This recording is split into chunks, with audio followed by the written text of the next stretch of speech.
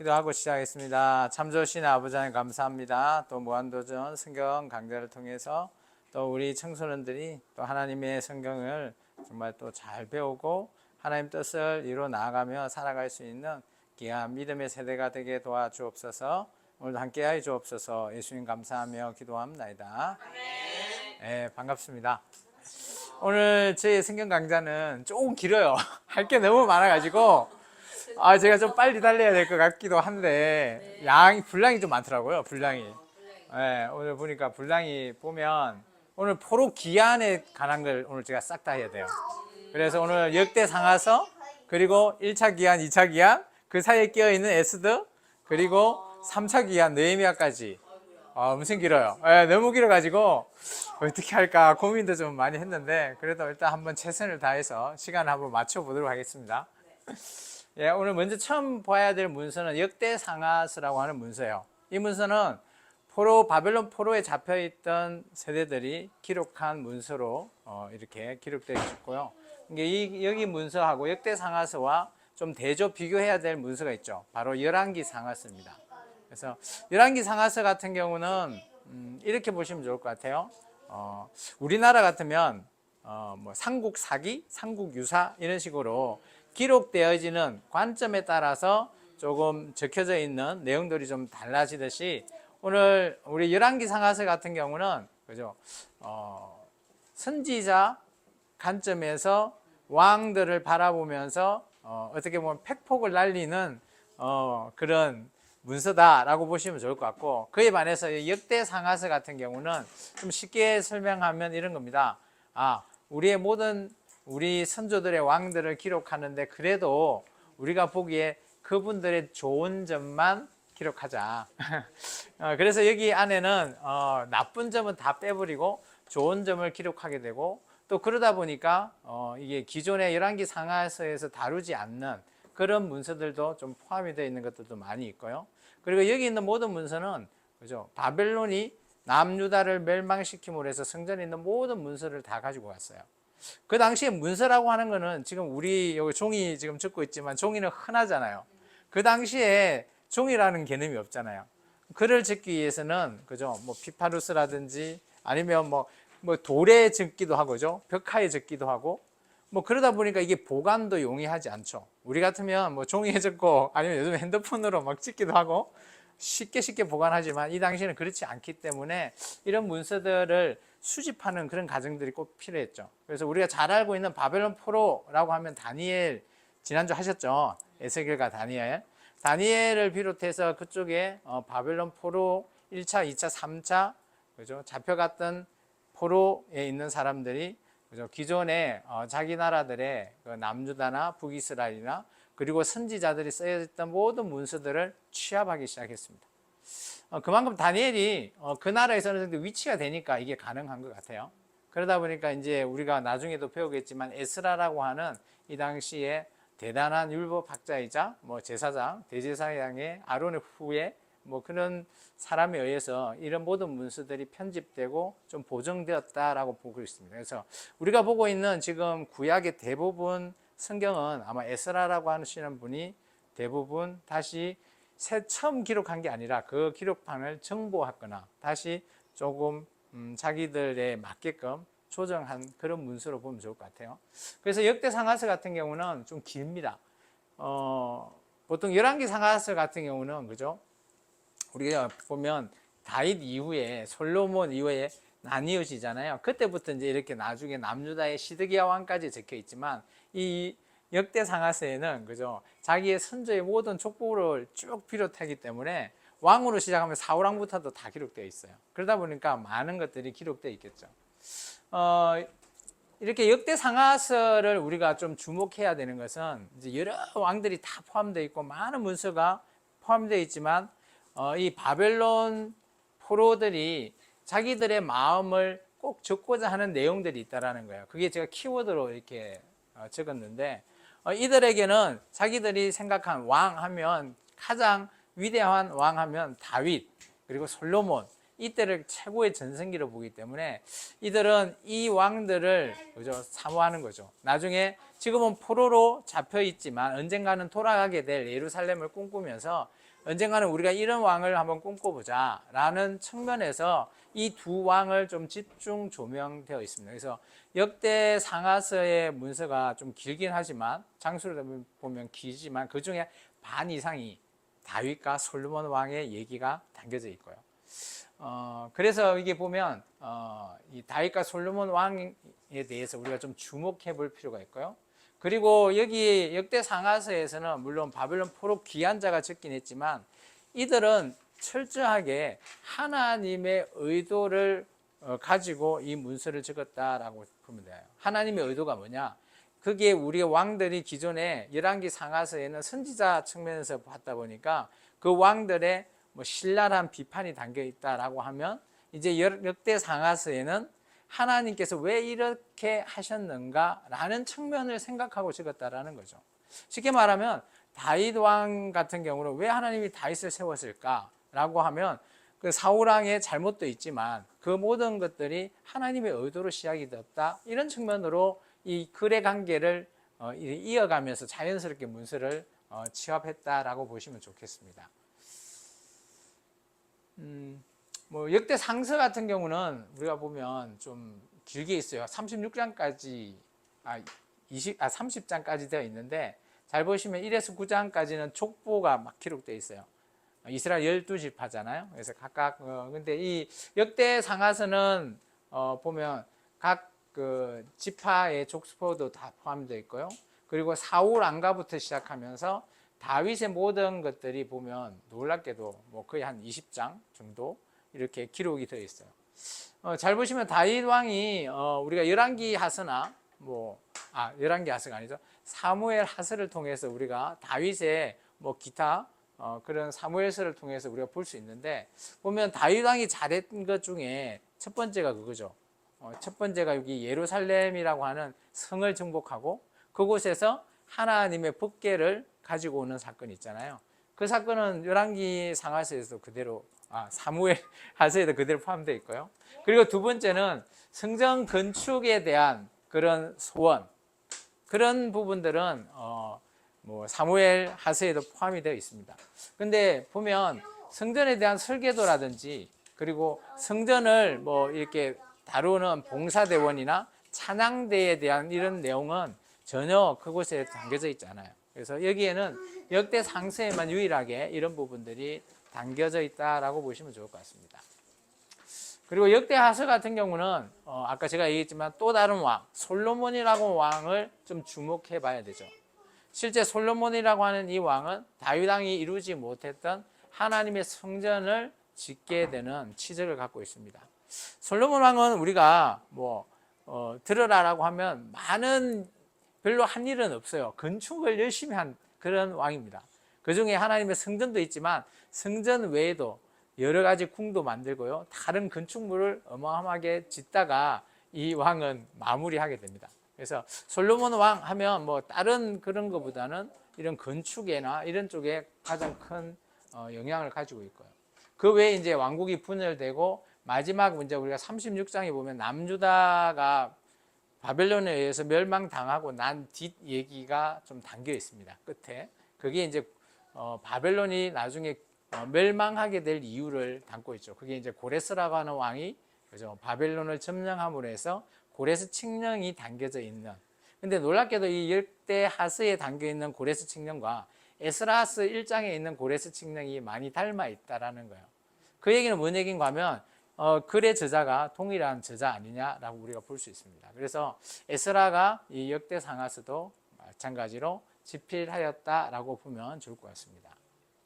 그러면 역대기에 인용된 책들을 보면 아까 제가 많은 바벨론에 있는 자료를 수집했댔잖아요.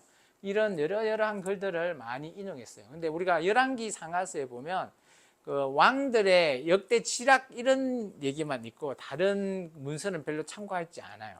그런데 역대기는 막 사소한 문서까지도 보면 선지자의 글 주석책 뭐 이런 글까지도 인용을 해서 만들어 놓은 문서라는 거죠. 그러면 역대기 같은 경우는 우리가 하나님 앞에 성경을 어떻게 써졌나라고 우리가 하면 보통 하나님께서 그죠? 어떤 성경의 저자를 불러서 성령의 감동 감화로 쓰여졌다라고 우리가 보통 그렇게 생각하잖아요. 그거 맞는 얘기고요. 그 외에 또 어떤 부분이 더 있는가 하면 이렇게 많은 문서들을 취합해서 그 문서들을 취합하는 과정에서 쓰여진 이런 글도 하나님의 성령의 감동 감화하심이 담겨 있다라는 것을 우리가 좀 넓게 좀 볼 필요가 있어요. 그래서 성경에는 보면 물론 뭐 저자가 다 있지만 저자가 전체를 다 집필했다 아닐 그런 책들도 있거든요. 물론 시작은 그 저자가 보통 시작했습니다. 그 특별한 그 책 중에 하나가 모세오경이잖아요. 모세오경이 모세가 전체를 다 집필했다 아닐 수 있거든요. 물론 그 시작은 모세가 다 했을 겁니다. 그리고 그 이후에 계속해서 정보가 되고 계속해서 이게 편집이 되지 않았나 보통 그렇게 학자들이 추정하고 있어요. 근데 그런 쪽에 보면 이제 우리가 글을 읽다 보면 그죠? 그런 시기나 이런 것들이 전혀 모세 때 없던 지역이 막 나타난다거나 뭐 그런 지역들이 있다 보니까 그런 부분들이 좀 있습니다. 그리고 이제 우리 역대 하스를 보면 대표적인 요즘은 이제 이 야베스의 기도가 조금 인기가 없는데요. 옛날 저 때 같은 경우는 정말 미국에서 붐이 일고 우리나라도 엄청 붐이 일었거든요. 고개를 끄덕 하시는 분은 아마 이해하실 거예요. 아, 그래요? 아니, 교회를 조금이나 다녔다 하면 야베스 기도하면 모르는 사람이 없어요. 근데 야베스의 이 성경 구절이 역대하서 진짜 이 9절 10절이 이렇게 짧은데 이 내용들을 좀 담고 있어요. 근데 이 야베스의 기도의 내용은 순수하게 바벨론 포로의 생활에 찌들려 힘들어하는 그들에게 위로가 되는 그런 기도예요. 그러다 보니까 우리의 삶이 힘들잖아요. 그러다 보니까 이 기도가 정말 교회에 제대로 이렇게 적용이 된 기도가 아닌가 보여집니다. 내용을 한번 봐보시면 야베스라고 하는 이 자는 누군지 알 수는 없어요. 근데 성경에 기록은 되어 있는데 정확하게 누군지는 잘 모르겠는데 여기는 어머니가 낳고요. 그리고 나서 잘 보시면 지역을 넓히고 또 모든 주님의 손으로 도와달라. 그리고 환난에서 벗어나게 해달라. 그리고 근심이 없게 해달라. 우리 개인적으로 하면 우리 개인의 문제일 수도 있지만 바벨론 포로에 잡혀서 억압되어 있는 사람을 생각해 보면 그들이 언젠가는 그죠 예루살렘에 돌아가서 그 힘든 것을 개척을 해야 될 때 그때 주님이 도와주지 않으면 할 수 없는 자기들의 지경을 넓히고 도움을 받는 그런 내용들이 다 포함이 되어 있기 때문에 이 기도가 참 좀 유명했던 것을 좀 얘기합니다. 그리고 이제 우리가 아까 봤던 고레스 칙령을 조금 살펴볼까 합니다. 역대하서 이제 우리 36장 22절부터 그리고 에스라스 1장부터의 내용을 좀 비교해 보면 비슷합니다. 보시면 바산 고레스 원년에 하나님께서 여호와께서 예레미야의 입으로 말씀을 하시죠. 그리고 나서 그죠 고레스의 마음을 감동시켜서 공포하고 조서를 내렸다. 그러면 이 고레스 칙령 같은 경우는 조서로 남겨져 있는 문서예요. 뒤에 좀 보셨는지 모르겠지만 이게 바로 고레스 칙령입니다. 고레스 칙령이 이렇게 이전에는 요즘 같으면 인쇄 활자로 기록해서 이렇게 신문을 하지만 옛날에는 이쪽에 글을 기록해서 이거를 한번 돌렸다 내리면 이게 잉크를 묻혀서 그게 글자가 되기 때문에 이게 이제 고레스 칙령인데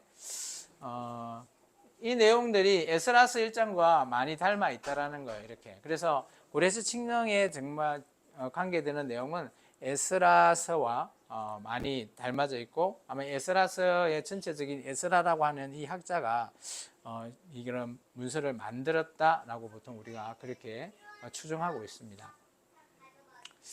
역대상하서는 뭐 한번 읽어보시면 많이 따분할 거예요. 지루하시고.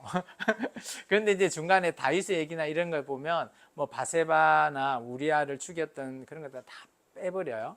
그런 단점은 다 빼버리고 좋은 점만 부각하는 그런 내용으로 우리가 역대상하서를 읽으면 좋겠다 싶습니다.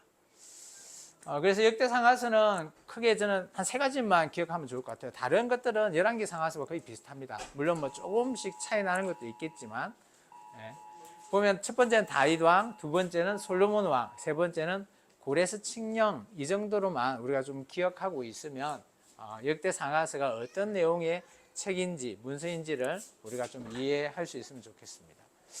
그리고 두 번째는 포로 기한되는 문서를 이제 좀 살피려고 합니다. 이 포로 기한에 해당되는 문서가 좀 많아요. 예. 여기 보면 이제 1차 포로부터 시작해서 2차 포로, 3차 포로가 있는데요. 1차 포로의 기한 이후에 일어난 일들을 담고 있어요. 이게 에스라서라고 하는 그 문서에 1장에서 6장 안에 1차 포로 기한의 얘기가 담겨 있거든요. 이게 에스라라고 하는 책으로 되어 있는데 1장에서 6장은 에스라가 전혀 등장하지 않는다라는 사실. 이제 그런 것들로 기록되어 있고, 그리고 2차 포로의 대표 주자가 에스라입니다. 근데 놀랍게도 1차 포로와 2차 포로의 사이 간격이 꽤 넓어요. 그죠? 차이가 나중에 좀 이따 제가 연도를 볼 건데 꽤 넓게 이렇게 기록되어 있고, 그런 내용들을 이제 한번 우리가 살펴보겠습니다.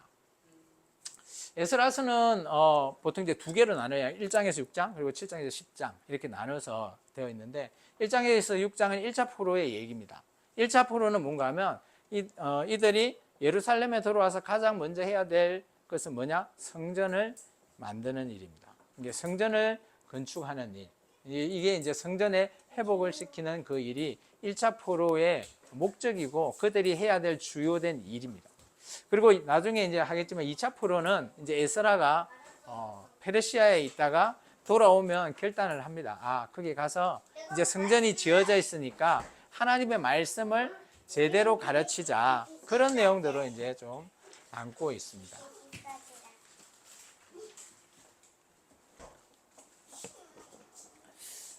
저는 이제 이 1차, 2차, 3차의 포로기의 내용을 회복이라는 측면에서 조금 살펴보면 좋겠어요. 회복.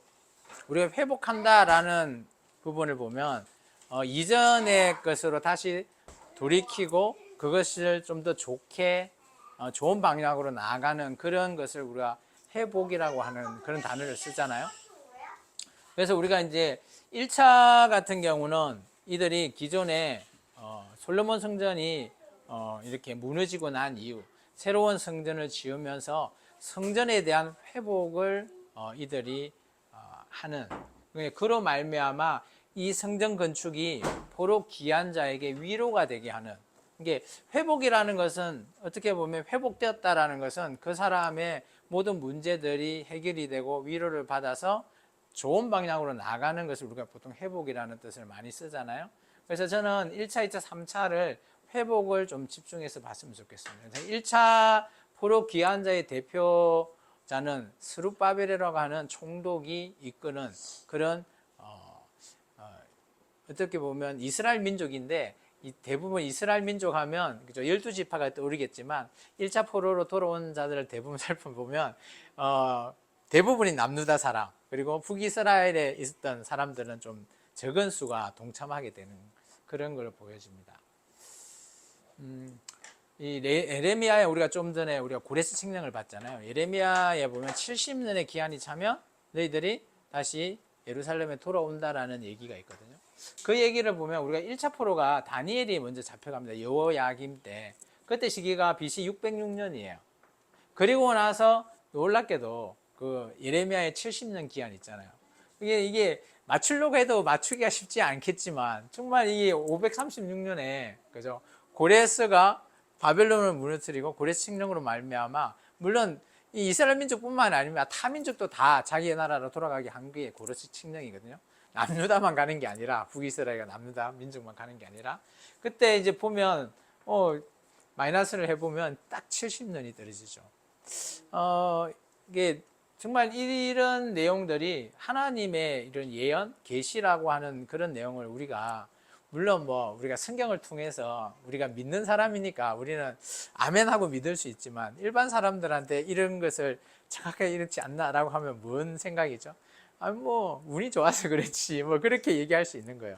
근데 놀라운 건 이것은 하나님의 문서에 다 기록되어 있는 내용이잖아요.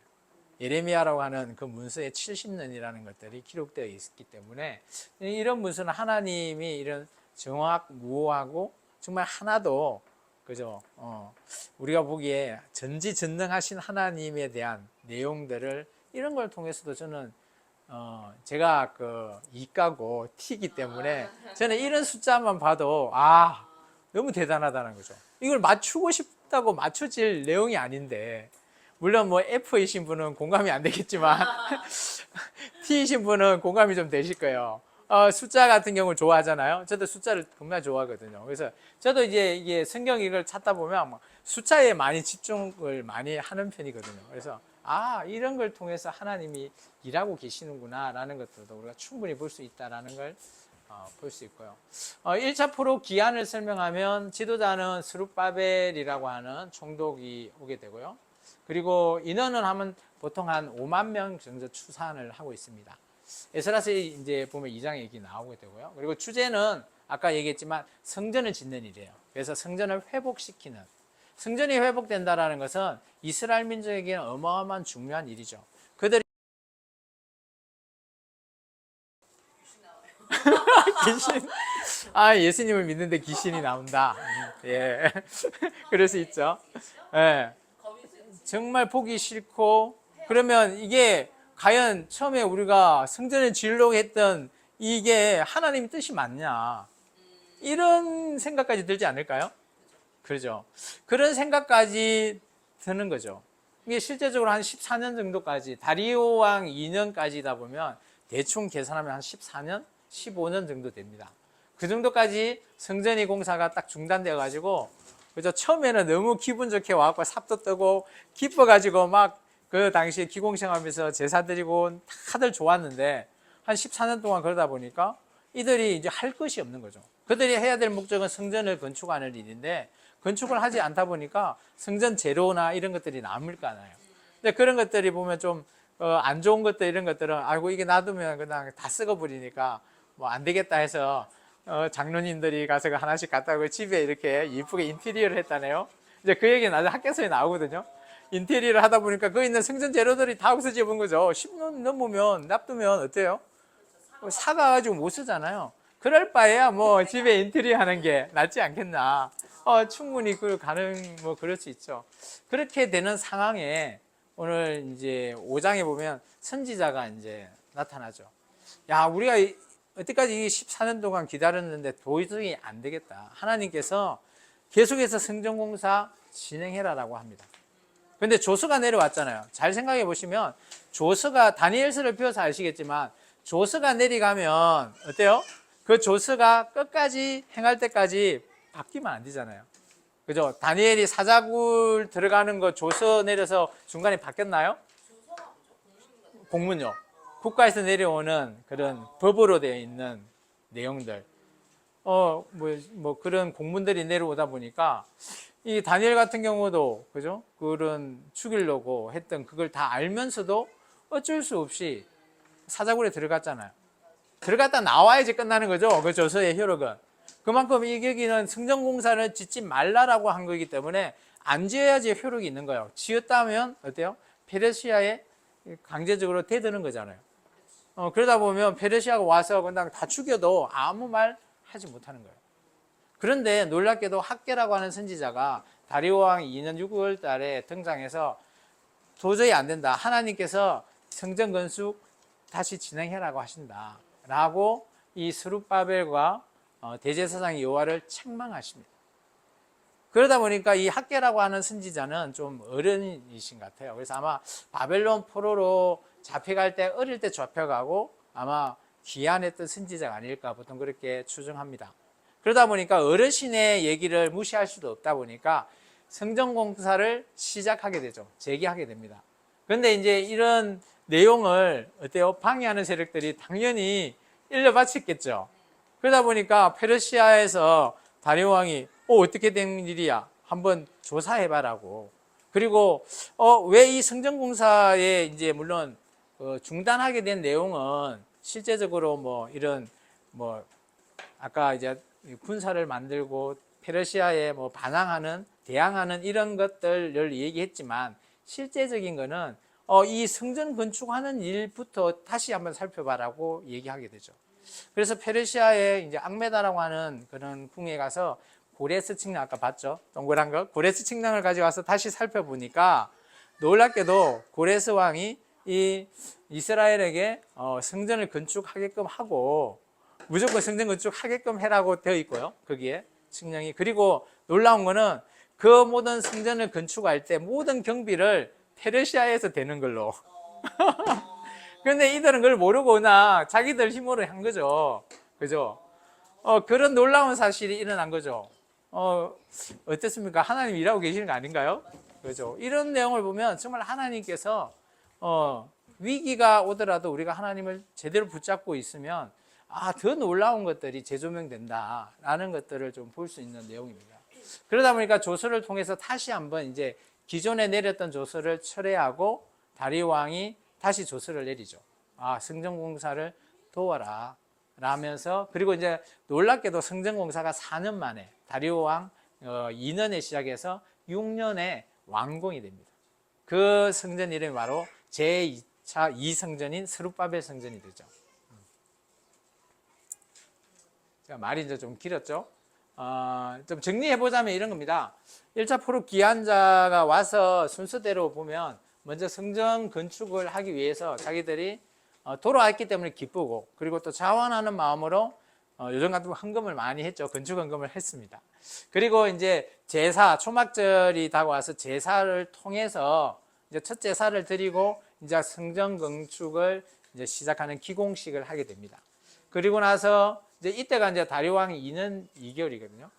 그리고 돌아오고 나서 2년째 되는 날, 그게 포로 기한하고 2년 되는 그때 이제 성전 건축이 시작이 되고요. 그리고 나서 성전이 이제 중지되고 14년이라고 하는 기간 동안 중지되게 되고, 그때 학개 선지자와 스가랴 선지자가 등장해서 성전 건축을 재개하라라고 얘기가 나옵니다. 제가 나중에 이제 좀 설명을 드릴 건데, 이 당시 이제 페르시아 왕하고 이런 포로 기한하고의 시기를 좀 맞춰봐야 돼요. 그 부분 조금 이따가 제가 다시 한번 맞춰 드릴게요. 그래서 학개 선지자가 성전 건축을 재촉을 했죠. 그리고 그들을 책망하면서 성전을 다시 재개하라라고 얘기하게 됩니다. 학개 선지자의 메시지는 딱 두 가지입니다. 첫 번째, 성전 스탑되어 있는 거 시작하라라는 거고요. 두 번째는 우리가 이제 14년 전에는 그죠? 자기들이 기뻐서 자원함으로 다 헌금을 해가지고 다 마련해놨는데 이제 돈도 없잖아요. 시간이 지나가면 다 일상경비에 써버리고 성전 건축할 또 나무도 없고 구하지도 못해요. 근데 놀랍게도 학개 선지자가 얘기합니다. 그죠? 모든 나라의 보배를 통해서, 만국의 보배를 통해서 도와주실 것이다, 하나님께서. 근데 놀랍게도 아까 얘기했던 에스라서 6장에 다시 그 조서를 살펴본 결과 조서 내용에 그 예루살렘 성전 건축의 모든 경비, 페르시아가 다스리고 있는 그 당시에 세금을 통해서 해라라고 하는 내용과 일치되어 버려요. 이게 학개 선지자가 페르시아에 가서 이 내용을 정보를 들어서 이렇게 선포한 것도 아니고, 이런 모든 내용들이 하나님께서 일을 시작하다 보니까 일사불란하게 딱 맞아떨어지는 놀라움을 오늘 경험할 수 있는 거죠. 이게 교회가 성전을 이렇게 교회는 성전이 아니죠. 예배당을 건축하다 보면 정말 쉽게 말해서 돈이 있어서 건축하는 그런 부자인 교회도 있겠지만, 그렇지 않지만 저희 교회 같은 경우도 제가 잠깐 이제 좀 예화를 잠깐 얘기하자면, 저도 이제 저희 교회가 한 7년 전에 예배당을 이제 송정리에 이렇게 건축하게 되었는데요. 솔직히 이제 그 전까지 하여튼 여러 가지 이런 제가 회사를 다니고 있긴 했지만, 다니면서 이제 전도사 사역이나 이제 신학교를 다니고 있었거든요. 그런데 이제 제가 좀 경제적으로 안 좋아가지고 우리 파산 신청까지 해가지고 정말 경비가 하나도 없었어요. 그리고 그러다 보니까 이제 그런 모든 것들 다 마무리하고 나서 남아있는 모든 이제 빚이나 이런 걸 다 갖고 나서 이제 돈을 조금 모아서 개척해야지, 이런 생각을 했는데, 하나님께서 바로 그날 모든 빚이 청산되자마자 교회를 개척해라라고 저한테 말씀하시더라고요. 이게 뭐야, 돈도 없는데, 돈 한 푼도 없는데, 그래갖고 뭐 그때 이제 김병주 목사님하고도 그때 이제 제가 같이 이제 그 에스라 그 추종 강좌를 하고 있었을 때라서 제가 부교역자 사역을 하고 있었을 때거든요. 그러면서 이제 개척을 해라는데 어떻게 해야 돼요? 돈 하나도 없는데. 이게 목사님 같은 경우도 아 그래요? 뭐 조금 더 기도하시죠. 뭐 이렇게 얘기를 하시더라고. 근데 제 입장에서는 계속 그 마음을 주시다 보니까 어쩔 수 없이 그래서 아 그러면 뭐 예배당 자리는 한번 찾아보자 하면서 찾으러 갔죠. 그러면서 지금에 있는 자리를 찾았고, 그런데 이제 놀라운 것은 이제 그것이 이제 거기에는 기존에 이제 그곳이 기도원으로 쓰여졌던 그 2층이 그런 우리 그 뭐요? 그런 교회였고 3층은 아예 이전에 학원 건물이었는데 아예 사용하지 않는 그런 곳이었어요. 그래서 그러면 우리가 이제 그곳에 들어가려면 2층은 조금 리모델링만 하고 3층은 가정집으로 만들어야지 우리가 들어가 살잖아요. 그러다 보니까 2층은 그래도 어느 정도 이렇게 기존에 좀 되어 있는 거 좀 철거하고 조금만 리모델링 하면 될 것 같은데 경비가 3층이 문제인 거예요. 그 사택을 하려면 돈이 엄청 들 거 아니에요. 아 어떻게 할지 정말 고민했는데 그래도 뭐 하나님께서 얘기하셔서 그럼 하자라고 얘기하고 기존에 다녔던 교회 지금 이제 저희 교회 안수 집사님인데 그분이 도와주시겠다라고 해서 전체 전반적인 내용을 그분이 건축하시는 분이거든요. 그래가지고 같이 하면서 경비가 정말 없어가지고 기도하면서 하는데 놀라운 일들이 막 일어나더라고요. 뭔가 하면 뭐 진짜 돈이 없는데 갑자기 그렇게 건축한다고 하니까 그죠? 뭐 전혀 생각 안 했던 곳에서 돈이 들어오고 근데 놀라운 것은 이분은 내가 건축하면 도와주시겠지 하시는 분은 전혀 안 해줘. 그게 하나님의 오묘함이더라고요. 그때 제가 알게 됐습니다. 사람을 믿는 게 아니라 정말 하나님을 믿는다라는 게 이런 거구나. 그때 좀 깨달은 그런 부분이 있었고요. 정말 뭐 그 당시 뭐 아무것도 가진 것도 없고 그러다 보니까 근데 어떻게 하다가고 우리가 거의 한 달도 채 안 됐어요. 한 달 안에 모든 걸 뚝딱뚝딱 해서 다 만들어 갖고 들어가게 됐어요. 지금 이 교회가 그런 거였는데 하여튼 기존 교회는 많이 바뀌지는 않았고 그리고 3층을 위주로 좀 많이 바꿨죠. 가정집으로 바꾸면서. 어쨌든 간에 오늘 이런 학계 선지자가 말하고 있는 이런 메시지들이 하나님께서 다 얘기하고 있으시다라는 것들을 그래서 부족한 건축 비용이나 이런 거는 하나님께서 다 채워주신다. 저는 이제 이 학계서를 볼 때마다 저의 또 교회 건축 이런 일화가 또 생각이 납니다.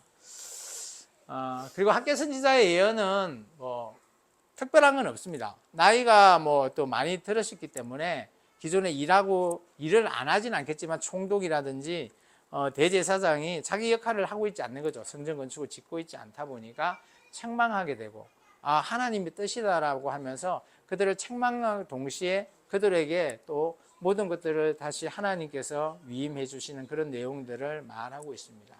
그리고 또 책임자를 통해서 하나님이 쓰신다라는 그런 부분들을 하나님의 말씀을 통해서 학계 선지자가 전하게 됩니다. 그래서 학계서는 딱 2장인데요. 2장 안에 많은 스토리들이 조금 담겨 있어요. 보면 1장 같은 경우는 현재 상황이죠. 이들이 안일하게 뭐 아까 성전 건축도 자기 집을 이렇게 짓는다 인테리어 만들어 부르고 이런 것에 대한 책망을 하는데 또 이들에게 대해서 학계 선지자가 성전 건축을 해라 라고 하면서 그들에게 위로의 메시지도 담겨 있다라는 거예요. 그러면서 하나님께서 페르시아의 그런 세금 만국의 보배를 통해서 너희가 일할 수 있게 한다. 중요한 거는 너희들이 일을 하는 게 중요하지 그런 경제적인 상황을 걱정하는 것이 중요한 게 아니다라는 것을 통해서 또 말을 하고 있고요. 그래서 하나님의 성전을 건축하는 것 그리고 하나님께서 너희 당신들에게 축복한다라는 그리고 그런 1차 포로 기한자를 통해서 놀라운 거는 2차 성전은 스룹바벨이라고 하는 성전으로 지어지잖아요. 1차는 솔로몬이라고 왕이 지어진 거지만 2차는 왕도 아닌 정말 총독의 이름으로 지어졌다라는 겁니다. 그래서 참 그런 것에 있어서 하나님의 축복이 또 담겨 있는 거죠. 좀 길게 달려죠. 스가랴까지 하고 쉬겠습니다. 그리고 그 다음에는 스가랴는 이제 좀 길긴 하지만 메시지는 간단 명료합니다. 학계 선지자가 이런 메시지를 전하고 나서 2달 있다가 다리오 왕 2년 8월 달에 스가랴 선지자가 등장해서 우리 학계 선지자님이 얘기하는 것들이 맞습니다 라고 함께 지지해 주면서 또 응원을 해주는 그런 메시지가 담겨져 있습니다. 그러면서 그런 성전 건축을 왜 해야 되는지에 대한 내용을 8가지 환상과 그리고 앞으로 지금 아니고 앞으로 미래에 대한 이 예루살렘 그리고 이곳에 우리가 메시아 그런 전반적인 하나님의 나라 이런 것들을 오늘 학계 선지자의 그런 말들을 취지하면서 스가랴 선지자가 받은 환상들을 통해서 메시지를 전하게 되죠. 근데 놀란 거는 우리가 스가랴서 혹시 읽어보셨나요? 스가랴서 읽어보면 쉽지 않습니다. 내용이. 이게 뭐지? 그런 내용들이 있어요. 그런데 놀라운 거는 스가랴서 같은 경우는 스가랴도 아마 선지자를 한 지 얼마 안 되셨기 때문에 초보 선지자이기 때문에 자기도 천사가 얘기하는 얘기가 뭔 얘기인지를 몰라요. 그래서 물어봅니다. 이거 뭐예요? 그러면 천사가 얘기를 해줘요. 천사한테 스가랴 선지자가 천사한테 물어보면 천사가 자세하게 설명해 줍니다. 이게 8가지 환상을 보이면서 봐라라고 했는데 봤는데 이게 뭐예요? 물어보는 거죠. 그러면 천사가 이건 이거야 라고 이렇게 얘기해 줘요. 그렇기 때문에 스가랴 선지자의 8가지 환상에 대해서는 뭐 그렇게 어렵지 않나요. 그런데 그 내용은 뭐 그런 환상에 대한 내용에 대해서는 이게 뭐야? 이럴 수도 있어요. 우리에게. 스가랴 선지서 보면 뭐 1장에서 6장은 8가지 환상들을 계속해서 보여줍니다. 근데 이것은 나중에 알고 봤더니 성전 건축을 하는 것에 대해서 힘이 되어주는 원언의 메시지예요. 그죠? 우리가 뭐 축구할 때 우리 누구지? 경호, 너 축구 좋아하지? 안 좋아해? 안 좋아하구나. 미안해. 우리나라 대표팀이 경기할 때 응원 안 해? 뭐로 응원하지? 그러죠. 그런 응원, 그 메시지가 바로 이 8가지 환상이라고 보시면 돼요. 이게 그런 응원을 해주는 메시지. 두 번째는 이제 금식에 대해서 잠깐 7장과 8장에 얘기하고 있어요. 이스라엘 민족 같은 경우는 4가지 금식을 하게 되는데 4월, 5월, 7월, 10월. 그래서 그게 언젠가 하면 예루살렘이 함락되고 에워싸이고 멸망당하고 흩어지고 이런 날들을 그들은 잊으면 안 된다라고 해서 지금도 이스라엘 민족은 4번 금식을 한다 하는 걸로 알고 있어요. 지금도. 그래서 왜냐하면 정말 치욕적인 날이잖아요. 근데 우리나라하고 이스라엘 민족의 차이는 딱 이건 것 같아요. 우리나라는 시간이 지나면 잊혀져요. 세월호, 이태원, 잊자 막 이러잖아요. 근데 이스라엘 민족은 절대 그런 게 없어요. 그런 치욕적인 사건이 있으면 꼭 기억하자라는 거예요. 성경이 그런 부분은 참 그 이스라엘 민족을 참 좀 부럽긴 해요, 저는. 예, 그래도 우리나라 사람들도 그런 거 잊지 말고 열심히 하자고 막 많이 얘기하고 있죠. 어쨌든 간에 이들은 그런 4번의 금식 그런 걸 통해서 잊지 않기 위해서 오늘 그들은 늘 지켜왔어요. 바벨론 포로 때도. 그러다 보니까 하나님께서 이렇게 얘기하십니다. 너희가 하는 금식 그래 잘하고 있는 건 맞는데 근데 정말 중요한 것은 금식 안에 담겨있는 정신이라는 거예요. 그 안에 뭔 정신이 있냐? 금식을 왜 해요? 네, 왜 할까요? 금식을? 간절하니까. 간절해서. 네. 유진자매는 금식을 왜 할 것 같아? 금식을 잠시 즐거움을 잊고 어떤 그 진정성을 찾아가려고. 진정성? 마음의 진정성을 찾아가기 위해서. 뭐 소극적인 것을 배제하고. 그럼 금식 안에 담겨 있는 정신이 뭐일 것 같아요? 금식 안에 금식을 하던 행위는 우리가 굶는 거잖아요. 일단 쉽게 말하면 굶는 거. 쫄쫄 굶으면서 기억은 하는데 뭐 기억하고 그냥 굶으면 되냐? 반성하기 위해서. 뭐 반성도 하는데 그 안에 정신이 뭐가 있을까요? 금식을 하는 근데 원래 이제 목적이 있을 거 아니에요. 금식이라고 하는 이 목적 잊지 않기 위하고 기억하기 위함인데 그 안에 담겨 있는 정말 중요한 정신이 있다라는 거죠. 금식은. 이게 쉽게 말해서 이런 겁니다. 우리가 그죠? 어때 애국가나 이런 것들을 우리가 왜 부르죠? 요즘 뭐 애국가 잘 안 부르죠. 예. 뭐 가슴에 손을 얹고 뭐 이런 거 잘 안 하잖아요. 요즘은. 저는 학교 다닐 때 늘 이거 했거든요. 뭐 교장 선생님이 나와도 이런 거 해야 되고 애국가 불러야 되고 했잖아요. 그걸 왜 해요? 기념하려고? 잊지 않고 기억하려고. 그건 또 뭐 하나의 그런 방법 맞아요. 그건 하나의 것도 맞긴 한데, 근데 그게 메인 정신은 아니잖아요. 애국가를 부르고 가슴에 손을 얹고 하는 그런 행위를 왜 하냐고요.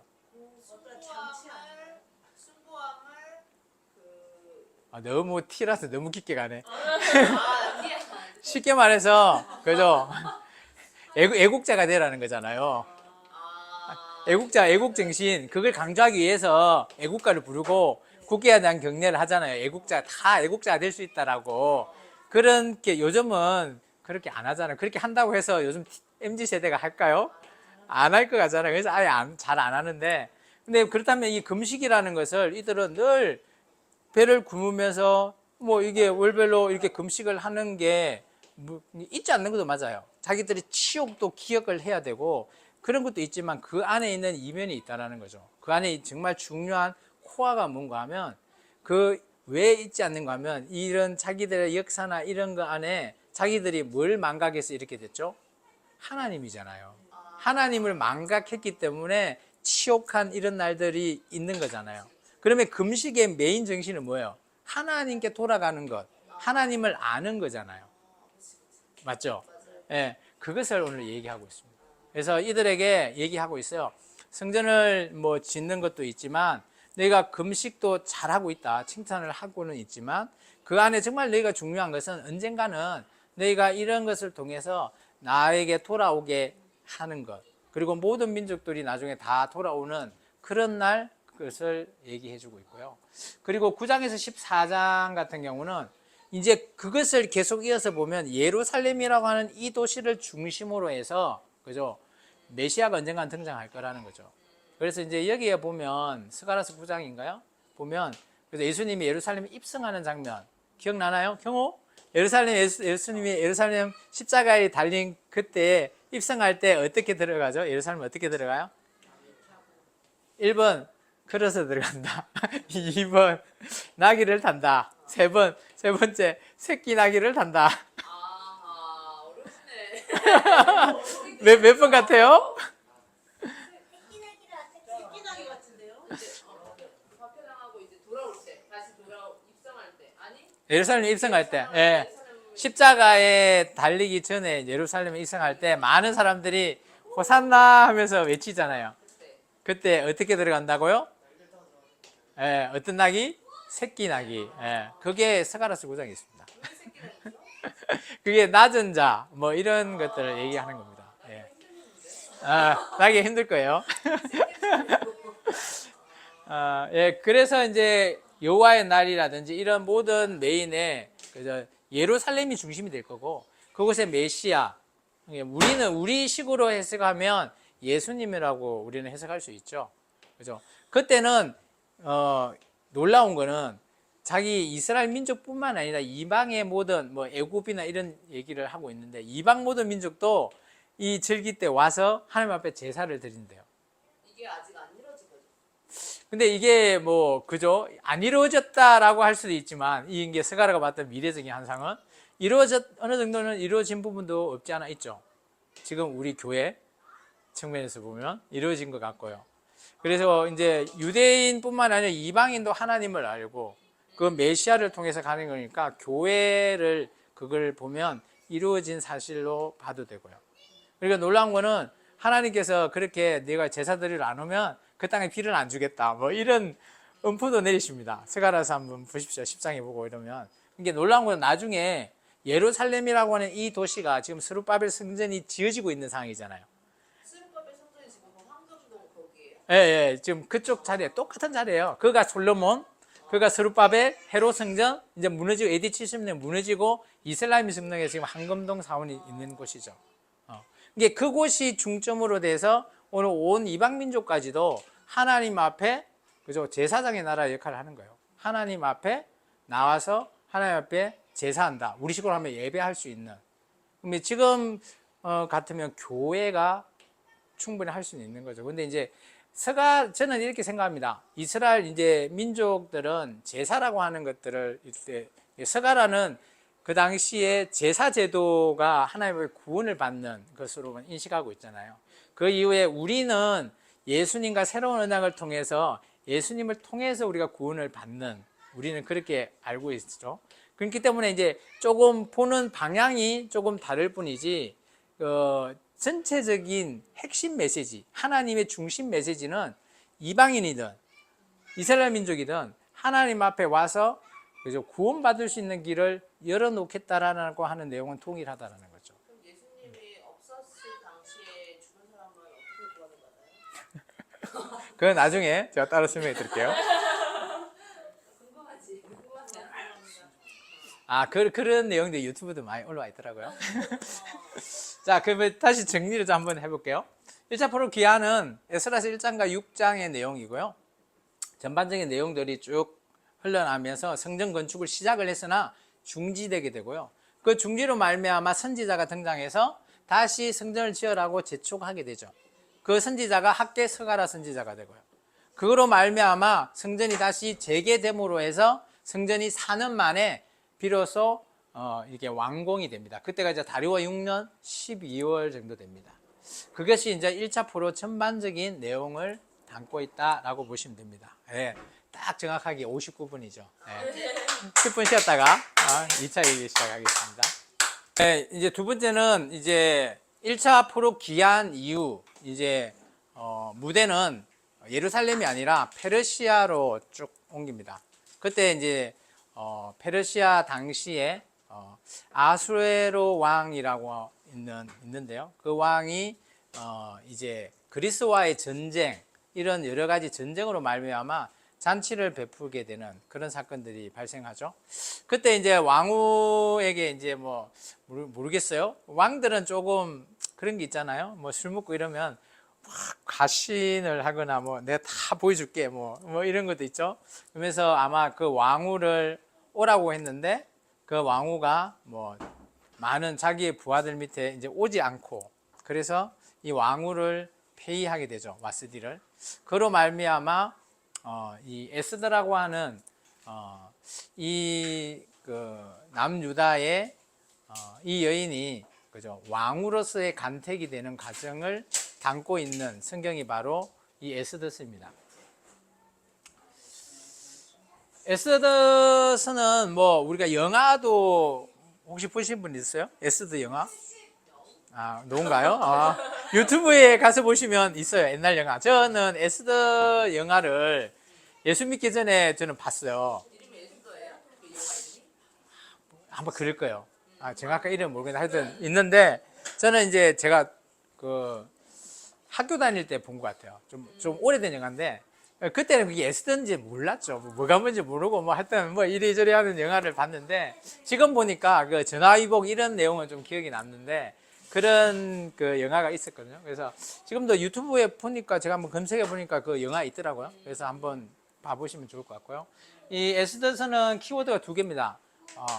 이 에스더 안에는 여호와라는 단어와 하나님이라고 하는 단어가 전혀 등장하지는 않아요. 그런데 이 에스더는 성경에 포함이 되어 있어요. 이 에스더는 대상은 그 당시 유다인들 바벨론 포로로 잡혀가고 바벨론이 멸망하고 난 이후 페르시아 제국에서 살아남아 있는 유다인들 그들 남유다인들 있잖아요. 유다인들을 대상으로 한 성경입니다.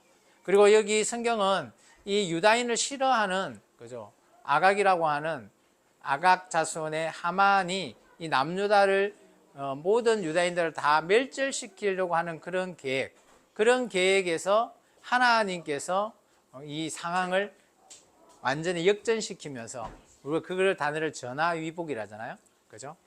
그런 전화위복으로 말미암아 하나님께서 개입하셔서 돕고 계시는 그런 성경이 에스더서입니다. 근데 놀라운 것은 하나님이라고 하는 이름과 여호와라고 하는 하나님의 성우가 전혀 등장하지 않는 그런 성경이죠.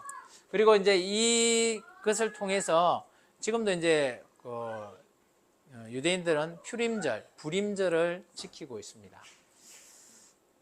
여기서 이제 등장하는 인물은 페르시아의 왕 아수에르 왕과 그리고 그의 오른팔인 이제 아각 사람 하만, 그리고 이제 가장 이제 하만 입장에서 눈에 가시가 되는 유다인들 중에 어느 모르드게, 그리고 모르드게의 사촌.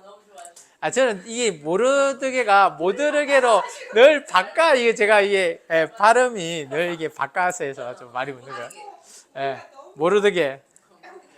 그리고 그의 사촌 정도 됩니다. 근데 실제 이제 나이가 너무 차이가 많이 나서 사촌인데 보통 우리는 삼촌을 알죠.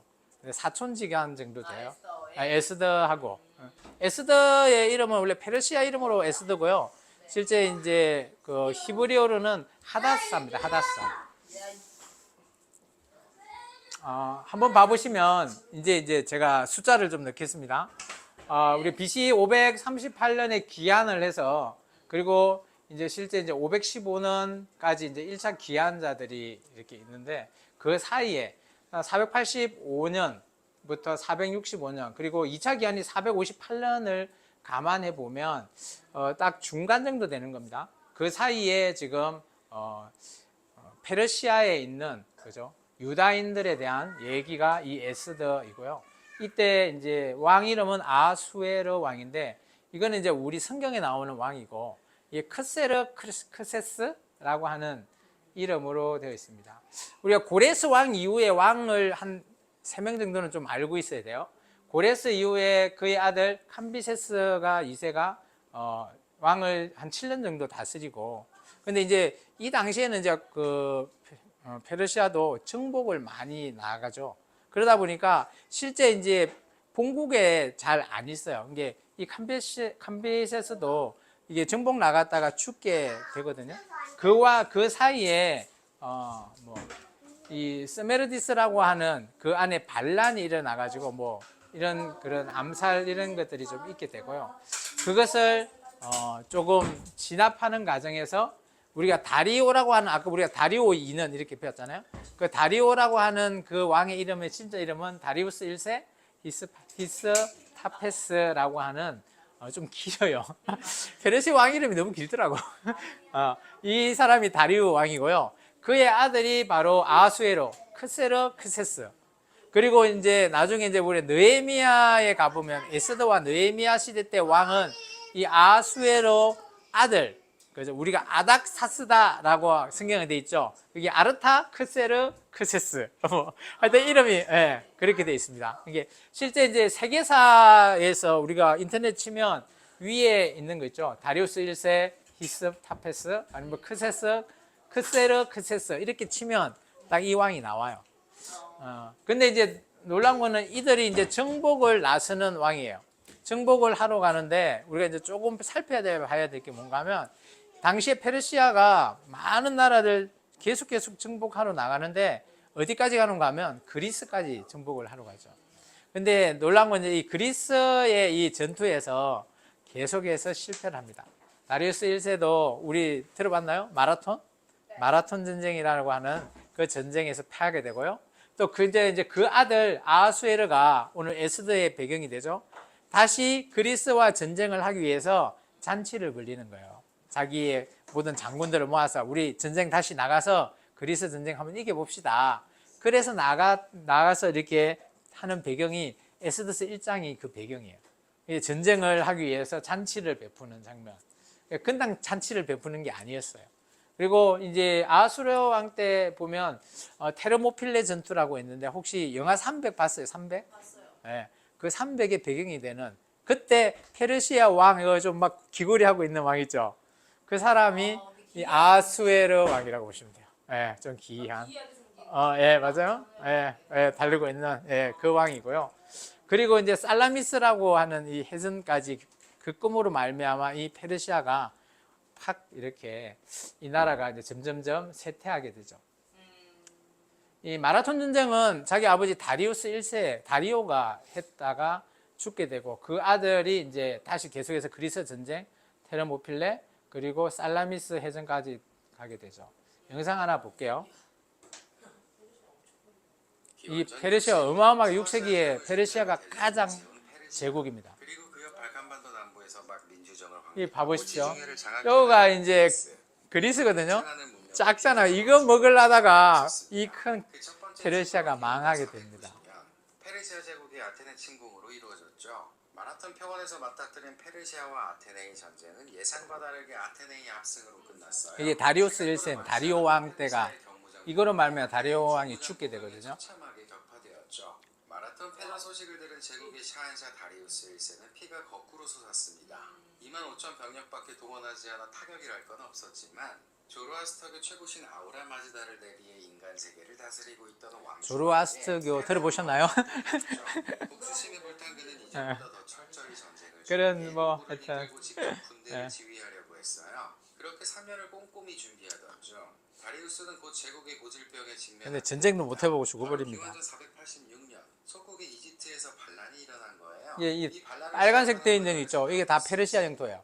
어마어마하죠. 그 당시에 전체 나라를 다 잡고 있었죠. 그렇게 그리스 원정의 과업은 그의 아들 크세르크세스 1세에게로. 이게 이제 아수에르 왕입니다. 그동안 승리국 아테네에서는 어떤 일이 일어났을까요? 일단 마라톤 전투에서 신들린 전술로 아테네를 승리로 이 아테네가 정말 작은 나라인데 전투력은 어마어마하게 뛰어납니다.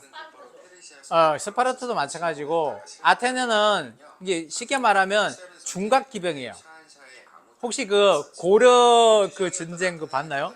고려 그래전자 그거 보면 중각기병이라고 있죠. 중각기병이라 하면서 막 완전 갑옷으로 이게 중무장한 말 타고 있는 그런 거 있죠. 그런 식으로 이제 이거는 말은 안 타는데 사람이 이런 창을 들고 완전 갑옷으로 되어 있는 거고 이 당시에 페르시아 같은 경우는 그냥 경무장이에요. 가볍게 옷을 입고 대신 날랜 겁니다. 그러다 보니까 중각기병이 이렇게 뭉쳐서 이렇게 찌르면 그냥 다 죽는 거예요. 사람이 아무리 많더라도 다 죽어버린 거죠.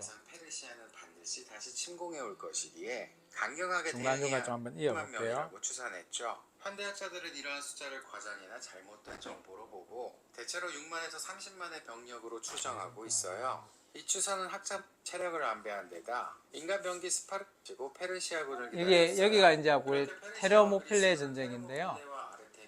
여기 이제 우리 영화 300 봤죠? 300. 그 300에 대한 내용입니다. 예. 내용이 이러죠. 이 크세르가 이 사람이 아수에르 왕이에요. 아수에르. 예. 어디서 많이 봤죠? 이게 그리스는 저렇게 중무장을 하고 있는 거예요. 갑옷에 긴 창을 갖고 있다 보니까 협곡이 좁으니까 어쩔 수가 없는 거죠. 1대1로 싸우다 보니까. 그러나 그리스군은 전방과 후방의 병사를 바꿔가며 체력을 안배한 데다 인간 병기 이게 놀라운 거는 지형도 잘 이용하는 거죠. 확 박혀 있어. 경무장의 페르시아군으로서는 어찌할 도리가 없었어요. 부딪히는 즉시 사상. 근데 이제 결국에는 또 이제 반란 그 있잖아요. 한 명 알죠? 그죠? 팔아가지고 자기들 내부 그분들. 예. 이게 테르모필레 전쟁으로 말미암아. 이게 이 정도 이게 영화 300의 모티브입니다. 예. 바로 페르시아 최정예 부대인 이모탈 부대를 투입한 거죠. 그러나 그들이 아무리 날고 기는 특급 전사라고 하더라도 이게 뭐 이 정도니까 싸움이 안 되죠. 쉽게 말해서. 최정예 중무장 플랑크스에게 달려들면 들수록 무참히 으스러질 뿐이었습니다. 계속해서 일방적인 학살이 벌어지자 크세르크세스는 또다시 후퇴 명령을 내려요. 크세르크세스는 본진으로 돌아와 그리스군을 격파할 방법을 고민합니다. 그러나 도무지 그 파해법을 찾을 수가 없었어요. 아수에르 왕입니다. 예. 바로 보상금을 그것까지는 잘 모르겠네요. 아마 따라간 스가 예, 기억나죠. 그죠.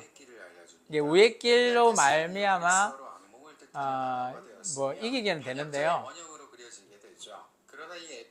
근데 이제 지역을 한번 봐보시면 여기서 늘 싸움을 하잖아요. 근데 이제 우회로 돌아가서 저기서 치는 거죠.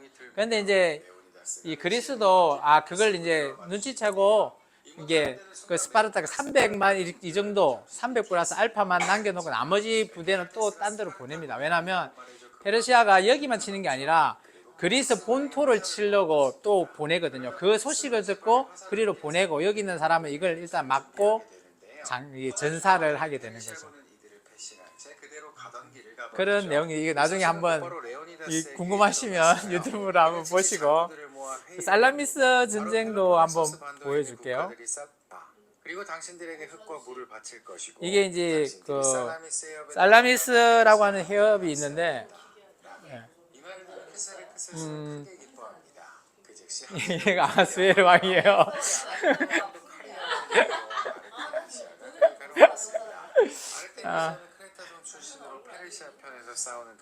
근데 이제 이게 뭔가 하면 이게 아테네의 선박을 보면 꼭 우리나라하고 일본하고 비교가 많이 돼요. 우리나라 여기 갤리슨이라고 하는데 앞부분 저 있죠.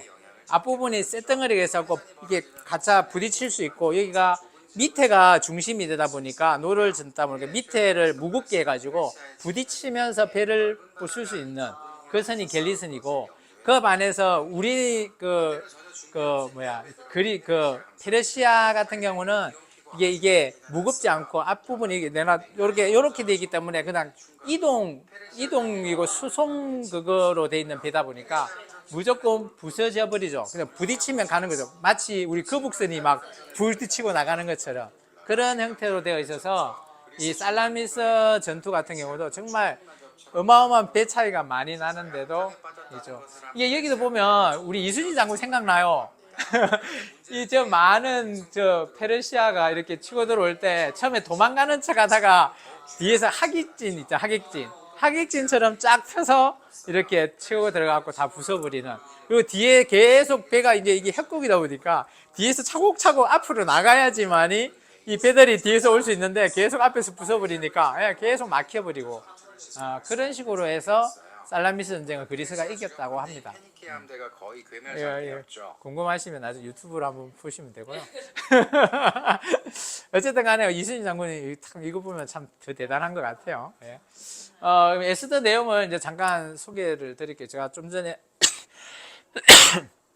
그런 설명들을 배경 설명을 한 이유가 바로 이게 잔치라는 그런 그 내용을 제가 소개하려고 그린 내용을 제가 빌드업을 했습니다.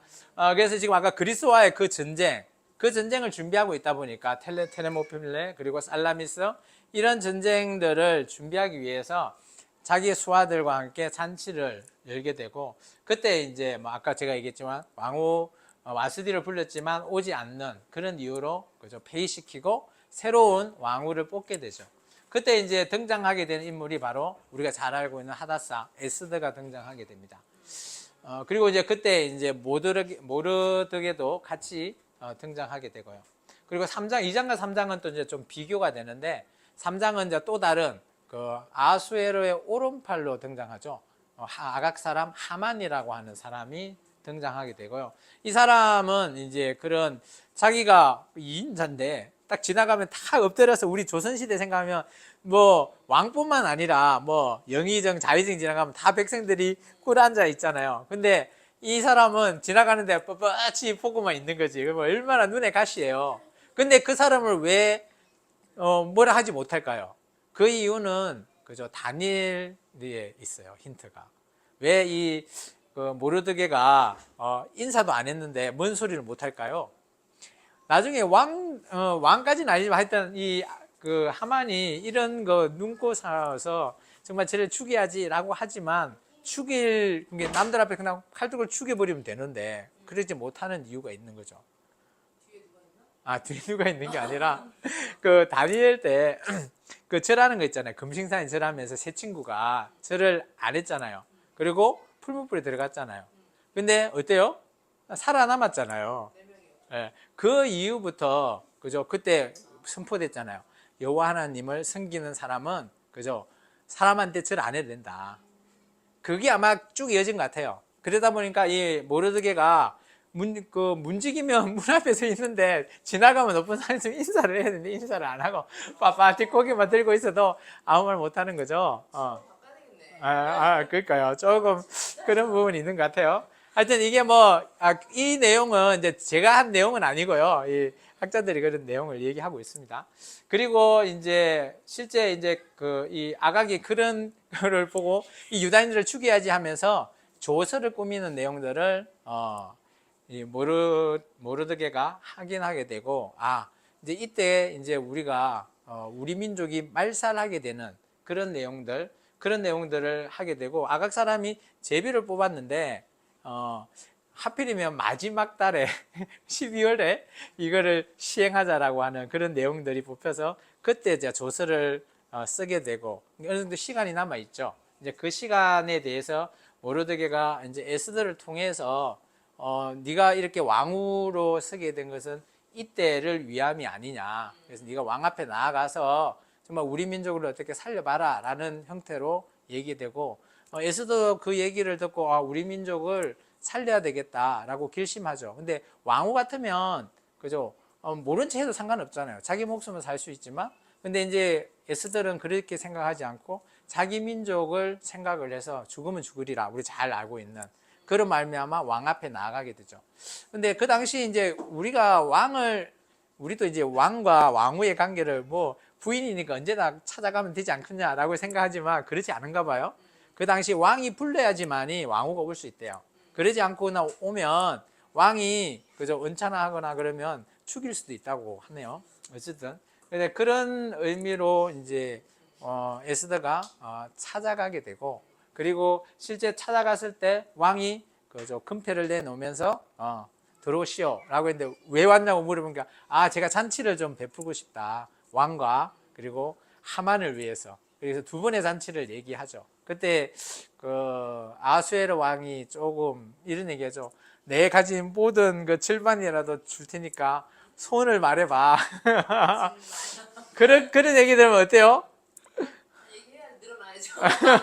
얼마나 좋을까요? 그죠?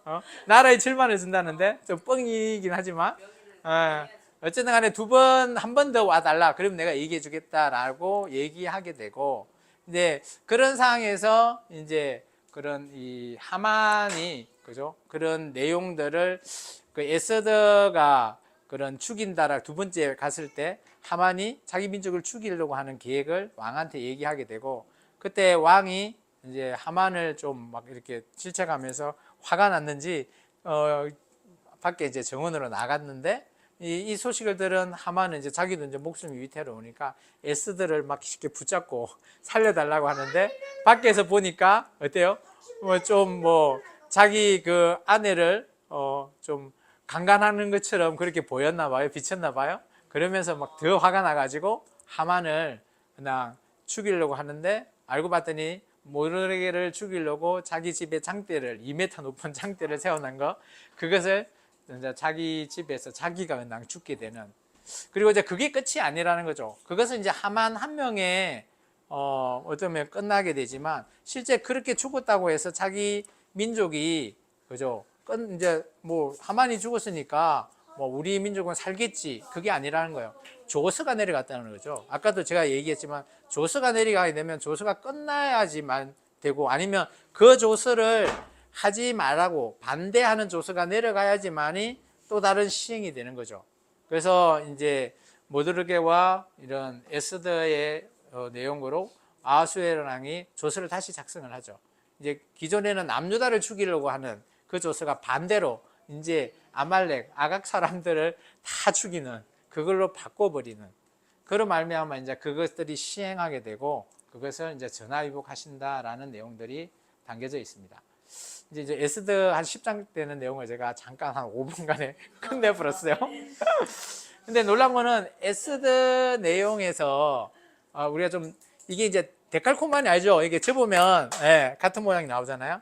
그게 시점되는 게 딱 뭔가 하면 6장에 나오는 왕이 그죠? 평상시 같으면 잠을 자야 되는데 잠을 못 자는 그런 밤을 이룰 때 왕이 궁중일기를 가지고 오라고 합니다. 궁중일기가 뭔가 하면 옛날 같으면 뭐 조선시대 같은 경우는 성정원 일기 있죠. 성정원 일기 같은 그런 거예요. 왕의 평상시 모습을 다 기록하는 거예요. 막 성정원 일기하면서 그거를 갖고 오라는데 그 일기를 잠이 안 오니까 좀 따분한 걸 보고 잘라고 그러는 것 같죠? 그래서 그걸 읽다 보니까 문지기 모르드게가 그 반란을 깨닫던 그런 사건들이 있었는데 그걸 모르드게가 다 그 반란을 미리 얘기해서 진압했던 사건들이 일어나는데 왕은 자기도 모르는 사이에 그런 것들이 다 진압되고 있는 내용들이 기록되어 있는 거죠. 그거 읽어보니까 그래? 근데 상도 안 줬는데 이런 얘기 있었구나 하면서 그때 때마침 또 하만이 들어와서 여봐라 누구 없냐 하니까 하만이 때마침 뭘 얘기하려고 하는가 하면 이제 자기가 그 장대에 잡아놓고 모드르게를 죽이려고 하는 그런 내용을 왕 앞에 막 얘기하려고 마침 왔는데 왕이 와서 우리 뭐 나라를 위해서 이렇게 했던 공을 세운 사람인데 어떻게 하면 좋겠어 하니까 하만은 자기인 줄 알고 왕이 옷을 입히고 말을 태워서 길거리 가면서 뭐 하루 종일 이 사람이 뭐 우리나라를 구원했다 뭐 이런 행태로 외치게 하십시오라고 했나 봐요. 근데 왕이 그 소리를 듣고 그래 좋다라고 하면서 하만한테 얘기하죠. 야 모드레게를 왕옷을 입히고 말을 태우고 네가 하루 종일 돌아다니면서 외쳐라. 어떨까요? 하만 입장에서는 열받겠죠. 이제 그것이 일단 6장이 반전을 이루는 어떻게 보면 가장 중요한 장이 되고요. 그리고 에스더의 1, 1차와 2일차의 잔치들 그리고 에스더가 왕후에 즉위하는 거와 모드레게가 다시 한 번 더 등극하는 나중에 그런 부분 그런 것들이 이제 조금 데칼코마니 식으로 이어져 있는 그리고 불임절도 그 말 하루아침에 어마어마한 사람들이 죽게 됩니다. 그리고 나서 그것을 그 이스라엘 민족이 또 그 사람만 죽이지 그들이 가지고 있는 재물이나 이런 것들은 절대 손대지 못하게 하는 거거든요. 그리고 나서 전국에 있는 그런 그 사람들이 불임이라고 하는 잔치, 퓨림이라고 하죠. 그게 제비를 뽑는다라는 뜻을 가지고 있거든요. 이제 그것을 제비를 뽑았는데 때마침 이제 이렇게 바뀌었다라는 그런 형태로 이 잔치를 얘기하고 있습니다. 그러면 이제 이런 에스더적인 뭐 전반적인 내용은 에스더서는 어렵지 않으니까 한번 읽어보시면 될 것 같고요. 그리고 이제 2차 포로 기한을 좀 설명드립니다. 2차 기한은 이제 1차 기한과 2차 기한 사이 한 50년이나 70년 그 정도 시간이 틈이 있어요. 그리고 나서 에스라가 이제 2차 포로 기한을 시작하게 됩니다. 2차 포로 기한은 에스더가 실제 이제 페르시아에 있을 때 예루살렘에 돌아가게 되면 이제 율법을 내가 교육하겠다. 이게 말씀을 회복시키겠다라는 거죠. 제가 1차, 2차, 3차를 회복에 중점을 둬야 된다라고 했죠. 1차는 성전을 회복을 하는 거고요. 2차는 이제 성전이 회복되었으니까 말씀으로 회복시켜야 된다라는 거죠. 우리도 그러죠. 교회 예배당이 건축되고 또 예배당이 있다고 거기 다 끝나는 게 아니라 예배당에 예배를 드리면서 말씀으로 회복되어야지만이 하나님 앞에 우리가 온전하게 쓰임을 받을 수 있죠. 이제 그런 내용으로 이 말씀을 보면 좋을 것 같고요. 2차 포로 기한은 많진 않아요. 에스라가 많진 않은데 에스라가 이제 적은 숫자로 자기는 빨리 와서 기존의 1차 포로 기한자들과 함께 말씀을 가르쳐야 되겠다. 그런 욕심이 좀 있는 것 같아요. 그리고 하나님이 늘 도와주신다. 에스라라고 하는 뜻이 하나님의 선한 손에 도우심을 도우시는 하나님 그런 뜻을 갖고 있거든요. 에스라라고 하는 뜻이. 그래서 한 1,700명, 한 2,000명 정도의 사람들을 모으고 예루살렘에 귀환합니다. 근데 이 귀환이 할 때 우여곡절도 좀 있겠지만 빨리 자기 입장에서는 빨리 와서 빨리 교육을 하고자 했던 그런 욕심들도 좀 있는 것 같아요. 에스라라고 하는 이름은 하나님이 도와주신다. 하나님의 선한 손의 도우심으로 늘 도우시는 그런 사람의 뜻이 있고요. 그리고 에스라는 최고의 율법학자이자 또 성경의 그죠? 통독을 시행했던 첫 번째 사람이죠. 그리고 대제사장 아론의 16대 후손이고요. 그리고 고레스 칙령으로 말미암아 2차 포로 기한의 대표자가 됩니다. 그리고 이제 구약 성경을 정리했다라고 있는데 지금 아마 우리가 보고 있는 구약 성경 대부분을 아마 이 사람이 정리하지 않았나라고 보통 그렇게 얘기하고 있습니다. 그리고 에스라는 또 구약을 이제 제대로 율법을 가르치겠다. 그래서 말씀을 회복시키겠다라고 결심을 하게 되었고요. 근데 막상 와 보니까 그죠? 시간이 1차 포로 기한과 2차 포로 기한 사이가 그죠? 한 50년 그 정도 지나다 보니까 그곳에 1차 포로 기한자들이 왔는데 가족들이 함께 다 오면 이렇게 무안에 있는 가족들이 이렇게 같이 와서 성경도 배우고 하면 얼마나 좋겠어요. 근데 그죠? 서울에 있는데 서울에서 이게 무안으로 와야 되는데 당신이나 가시오. 그래서 남자들만 왔나면 가요. 예루살렘에 남자들만 거의 대부분 오고, 그죠? 쉽게 뭐 말해서 자녀들도 별로 데리고 오지 않는 그런 상황이 많은가 봐요. 그러다 보니까 뭐 한 50년 지나면 어때요? 혼자 좀 있으면 좀 그러죠? 그죠? 그래서 그곳에 있는 이방 여인들과 결혼을 해서 애를 낳고 하는데, 에서라고 와서 보니까 그래서 물론 결혼한 것도 물론 잘못이지만 애들이 말을 하는데 히브리어를 하나도 못하는 거죠. 쉽게 말해서 뭐 우리 같으면 다문화 가정이죠. 다문화 가정이 왔는데 걔가 한국어를 못해. 뭐 베트남어만 하는 거야 애들이. 그러다 보면 이 정체성이라는 게 그죠 흔들려 버리는 거죠. 이제 그러다 보니까 안 되겠다. 내가 성경 교육을 율법을 가르치고 말씀을 회복시키는 것도 물론 중요하지만 지금 이 환경이 제대로 되어 있지 않는 거죠. 이 환경이 그래도 바르게 서 있어야지만이 말씀을 가르쳐도 제대로 들어갈 건데 뭐 하나님 말씀을 가르친들 언어가 통하지 않고 또 하나님을 모르는 사람을 어떻게 말씀을 가르치겠냐라는 의미에서 이방인들에게 강제로 이혼시켜 버리는 그러다 보니까 이 에스라가 참 이런 이혼 이런 걸 하면 어떨까요? 그죠? 물론 뭐 이 이스라엘 민족들은 뭐 어쩔 수 없이 이혼을 하겠지만 그죠? 그게 해당되는 아내나 자녀들은 이제 뭐 생이별 되는 거죠. 그러다 보면 그게 이제 아내나 가족이나 그런 곳에 그죠? 아내 뭐 장인이나 이런 사람도 있잖아요. 그 사람들이 뭐라고요? 원주민이요. 원주민이면 어떻게 해야 될까요? 야, 보니까 저 에스라만 어떻게 하면 될 것 같다라는 거죠. 그런데 에스라를 어떻게 할 수가 없어요. 왜냐? 2차 포로 기한에 그죠? 대표자로 내려왔기 때문에 어떻게 할 수 없는 거예요.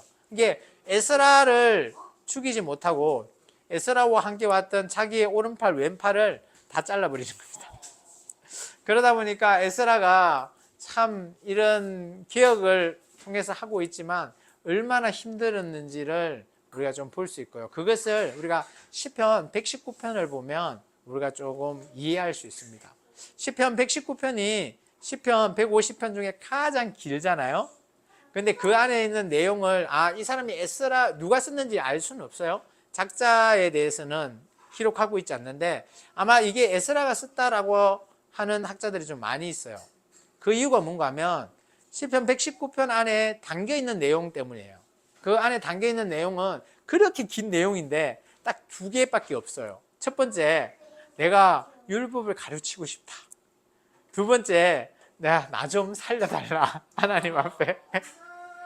그러면 어떻게 보면 너무 에스라의 그 처해 있는 환경과 많이 닮아 있는 거죠. 그러니까 그만큼 에스라가 자기가 2차 포로 기한을 하면서 자기가 하고자 하는 것들을 열심히 또 참 힘있게 시작은 했지만 그것이 방해가 되고 자기의 계획대로 하지 못하게 되어버려요. 내용을 좀 자세히 보면 7장 같은 경우는 그죠 2차 포로 기한자들을 이렇게 예루살렘으로 정말 빨리 데려오는 그런 모습들, 도착 과정들이 막 이게 쉽게 말하면 페르시아 본국에서 예루살렘까지가 보통 뭐 천천히 이렇게 그리고 사람들 또 많이 모아서 가면 한 3개월에서 빠르면 못해 한 6개월 정도 걸린답니다. 뭐 한 그 정도 걸린대요. 거리상이 멀기 때문에 걸어서 와야 되니까. 근데 정말 빨리 온 것 같아요. 보면 도착 과정이 뭐 그렇게 이게 몇 개월 걸렸다고는 얘기하고 있지 않지만 거의 뭐 이게 바이패스, 요즘 또 하이패스 있잖아요. 그런 것처럼 바이패스 하면서 무조건 이게 도를 이게 국경을 건너야 되잖아요.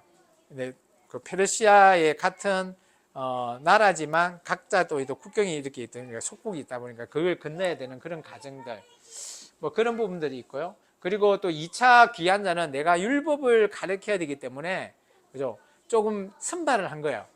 똑똑한 사람들 선발을 또 해서 이번에 내려가면 제대로 1차 그 귀환자들과 함께 제대로 하나님의 말씀을 세워보자. 정말 좋은 뜻을 갖고 있잖아요. 참. 그런데 9장에 보면 막상 와 보니까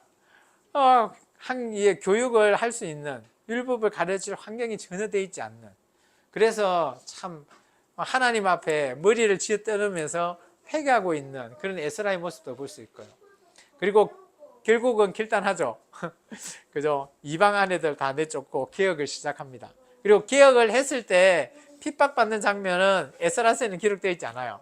아까 뭐 시편 119편이나 이런 걸 통해서 좀 알 수 있고, 느헤미야서를 보면 또 그 부분을 좀 알 수 있습니다. 그래서 에스라가 2차 포로 귀환한 이후에 한 12년 그 정도 지나서 도저히 안 되니까 도움을 요청하죠. 그래서 느헤미야는 이렇게 보통 얘기합니다. 에스라의 제자 정도로 그렇게 얘기하죠. 그래서 도움을 받은 느헤미야가 와서 그 모든 것들을 다 문제를 해결하는 그 내용이 에스라라고 보면 됩니다. 그러니까 에스라서 2차 포로 귀환은 이렇게 하나님의 율법을 제대로 가르치려고 하는 에스라의 소원이 이루어지지 않았다라는 것을 볼 수 있고요. 그리고 너무 힘들어하는 에스라의 모습을 우리가 좀 볼 수 있습니다. 그러면 이제 마지막 3차 포로 귀환을 보겠습니다. 뭐 시간이 그래도 빨리 가야 되네. 어떤 걸 얘기하기가 좀 많네. 3차 포로 이제 느헤미야가 좀 길어요. 13장까지 있거든요. 느헤미야의 이제 배경은 이겁니다. 느헤미야가 해야 될 일은 총독으로 와서 가장 먼저 예루살렘의 성벽이 무너져 있는 것들을 먼저 건축하는 겁니다. 1차 포로 귀환이 뭐 했다고요? 성전을 먼저 지었잖아요. 두 번째 2차 에스라가 와서는 뭘 했다고요? 말씀을 가르치려고 했지만 제대로 이루어지지 않았어요. 근데 이제 그런데 실제 이제 성전을 중심으로 해서 군락이 있고, 그리고 예루살렘 성이 있는데 이 예루살렘 성이 곳곳에 다 무너져 있는 거예요. 그러다 보니까 외부의 침입들이 많다라는 거죠. 그래서 느헤미야는 예루살렘을 이렇게 삑 둘러서 있는 성벽을 다 수리해야 되겠다라고 하는 거예요. 그래서 성벽을 통해서 예루살렘 성이 새롭게 세워지는 그런 것으로 느헤미야의 사역이 시작되게 되고요. 그리고 느헤미야가 에스라의 사역을 도와주는 역할을 하게 됩니다. 그래서 이제 성벽 회복이라고 하는 이것이 느헤미야가 해야 될 일이었죠.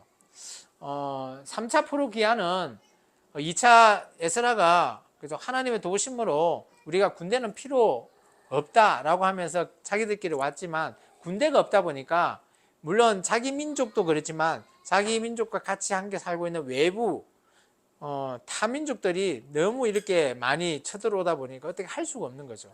그러다 보니까 느헤미야는 군대를 데리고 옵니다.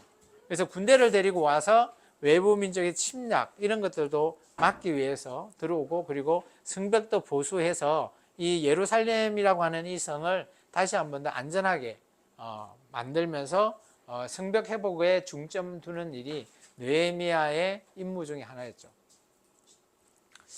느헤미야서를 우리가 살펴보면 느헤미야 1장과 2장도 느헤미야도 마찬가지 에스라 스승님의 얘기를 듣고 힘들어하는 내용을 듣고 어마어마하게 빨리 예루살렘에 귀환합니다. 그리고 느헤미야라고 하는 이분은 그죠? 자기 눈앞에 있는 일을 막 순식간에 처리합니다. 보통 사람이 한 1개월 걸려야 될 걸 이 사람이 가면 한 1, 2주 만에 끝내는 그런 어마어마한 일 처리를 하는 그런 사람이 있는 것 같아요. 그리고 느헤미야가 이 소식을 들었지만 그죠? 페르시아 왕제, 이 당시는 아닥사스다죠. 아까 아하수에로의 아들. 그 아닥사스다 왕의 그 신임을 받아야지 총독으로 올 수 있습니다. 그래서 느헤미야서 1장을 보면 그죠? 느헤미야가 왕 앞에 나가서 술을 따르는 그런 부분이 있어요. 그래서 그 부분이 술 맡은 간원장으로서의 역할을 하고 있었습니다. 그 페르시아 때. 근데 그렇게 있을 때 이 소식을 듣고 하나님 앞에 그저 회개하면서 기도하고 어떻게 해야 될까? 왕 앞에 늘 근심하는 모습으로 있다 보니까 언젠가는 이 왕이 왕후와 함께 있을 때 이 왕하고 함께 있는 그 모습을 보고 느헤미야가 근심하고 있는 모습을 보고 왜 그러냐라고 물어봅니다. 그때 이제 느헤미야가 우리 민족의 이 예루살렘에 포로 귀환하는 사람을 여차여차해서 힘들어합니다. 제가 좀 가서 좀 돕고 오고 싶습니다. 라고 얘기를 하죠. 그때 이제 왕 입장에서는 자기의 술 맡은 간원장이면 자기의 친구나 마찬가지죠. 그런데 왕후가 있다 보니까 그래? 그러면 한번 다녀와. 그러면 얼마 정도 줄까? 라고 얘기합니다. 그때 느헤미야가 하나님 앞에 기도하죠. 이게 짧게 갔다 와야 되는데 어떻게 하면 좋을까? 너무 길게 부르다가는 왕이 짜증을 내거나 화를 내면 어떻게 하지? 고민하다가 한 12년 정도를 부릅니다. 12년이면 어마어마하거든요. 왕 앞에 12년을 떨어져 있으면 다른 술 맡은 간원장이 있다 보면 자기가 나중에 복직했을 때, 그죠? 돌아왔을 때 그 술 맡은 간원장으로 복직할 수 있을지도 몰라요. 뭐 없을 수밖에 없는 그런 상황인데 왕은 그 얘기를 듣고 흔쾌하게 다녀오라고 얘기하죠.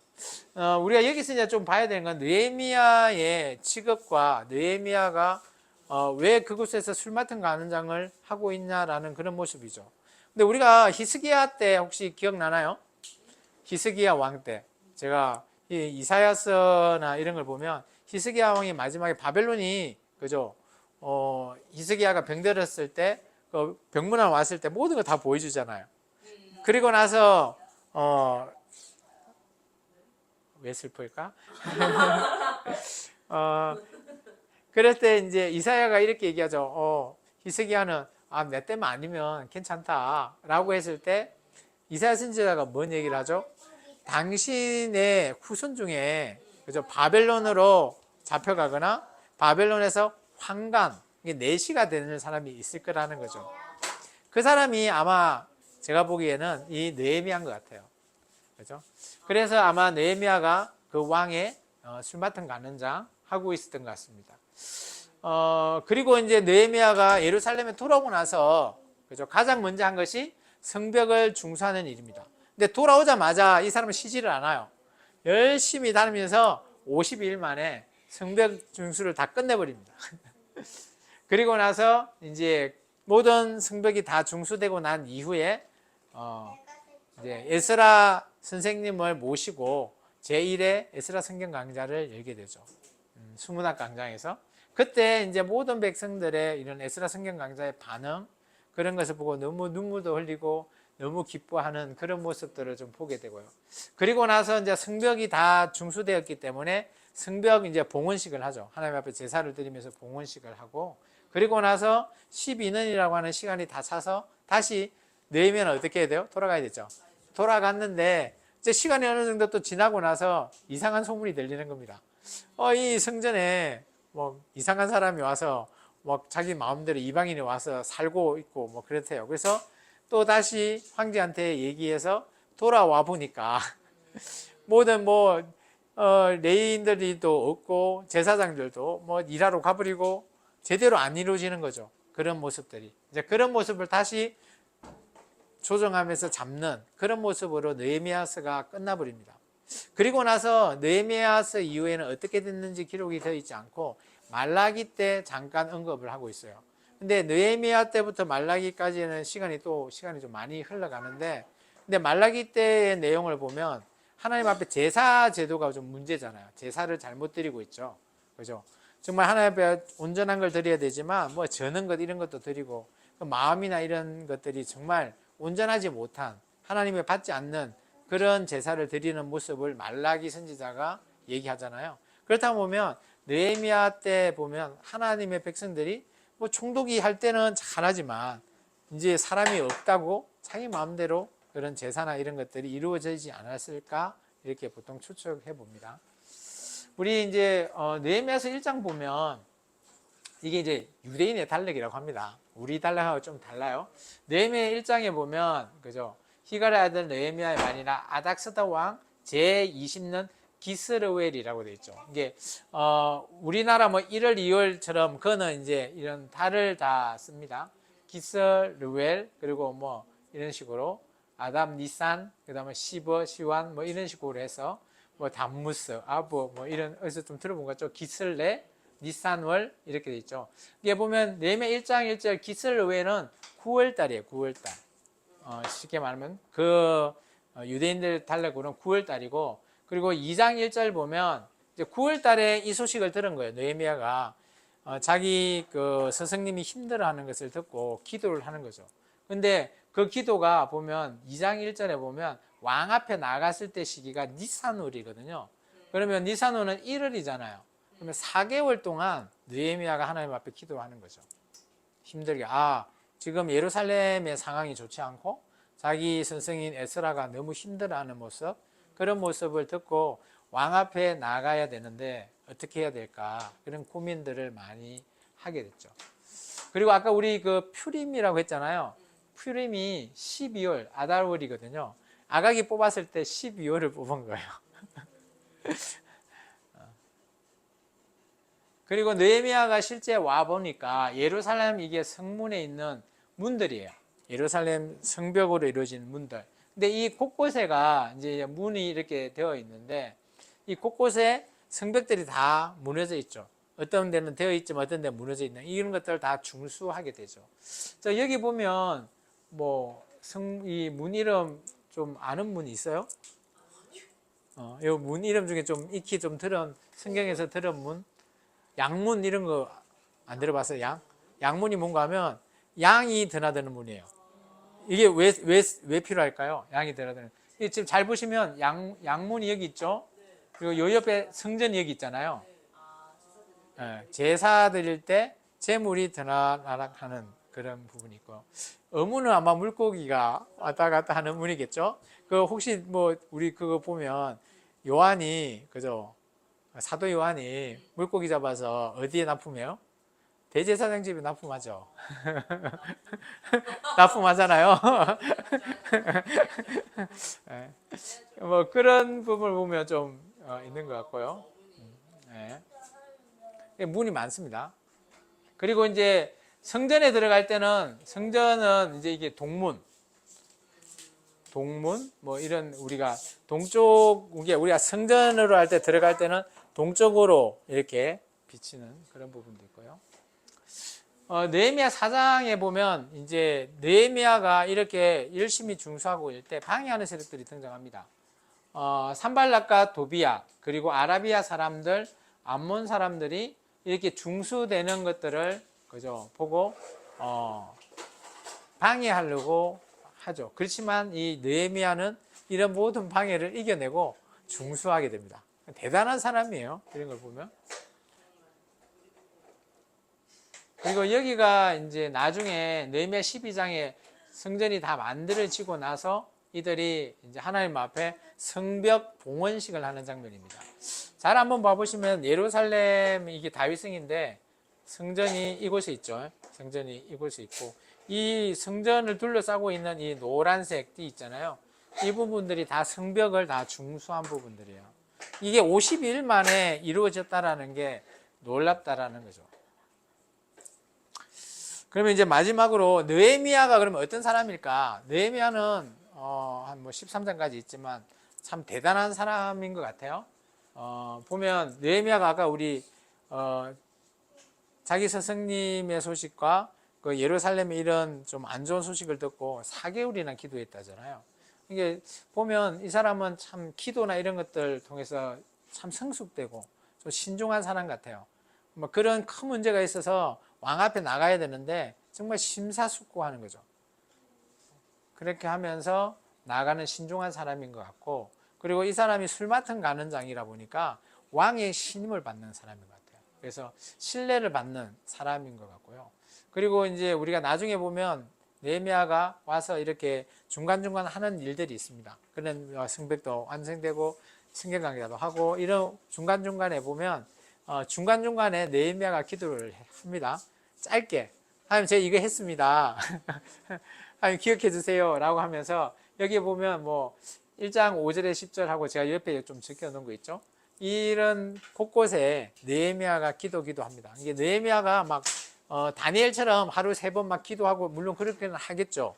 그런데 이 느헤미야는 일을 하면서 일이 끝나고 나서 이런 기도를 하고 또 안 좋은 그런 경우가 있으면 또 기도를 합니다. 그래서 저는 느헤미야의 이 기도의 자세는 참 좋다고 봐요. 우리도 뭐 일을 하거나 어떤 다른 뭐 상황이 처해 있을 때 그때그때 뭐 우리가 속으로 기도하면서 아마 이 기도는 성경은 적혀 있지만 아마 속으로 기도하지 않았을까 저는 그렇게 생각되고요.